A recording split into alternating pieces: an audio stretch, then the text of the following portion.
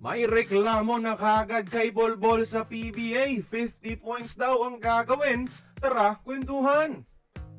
Sa pagdating ni Bolbol sa PBA mga idol, meron na kagad mga reklamo sa buong PBA dahil mukhang overpowered na sa liga itong 7'3 NBA player. Ang batikang taktisyan na si Coach Yeng Guiao una nang nagsabi na unfair daw ang ginawa ng TNT. Sa kalidad at galing ni Bolbol, para lang daw silang nagdala ng machine gun sa isang laban ng mga kutsilyo. Ganon kalala ang problema ni Coach Yeng kung paano susolusyonan ang Bolbol problem nila.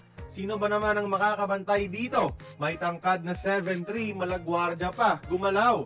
Dalawa lang yan ang senaryo mga idol sa mga bumabantay.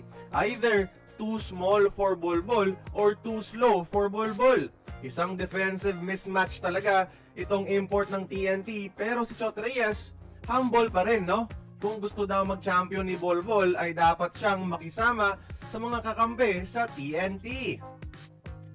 At itong PBA legend na si Jared Dillinger mga idol, may prediction na kagad kay Bolbol. Hula niya, gagawa daw itong former Phoenix Suns ng 50 puntos sa isang laro sa kanyang first 3 games mga idol. Ganyan kagrabe ang pagkilala nila sa anak ng NBA legend. Pero to answer, no, hindi unfair na may Bolbol ang TNT. Kinapitalize lang nila na may only height sa imports at syempre may pambayad sila. Mas makakatulong pa nga ito sa mga locals natin, no? Dahil mas mata-challenge sila at mas mapipilitang mag-improve. Sa una lang yan yung changes, mga idol, uncomfortable. Pero in the long run, this will benefit the PBA. At higit sa lahat, no, babalik ang amor ng mga fans sa pambansang liga dahil gustong makita ang Bolbol.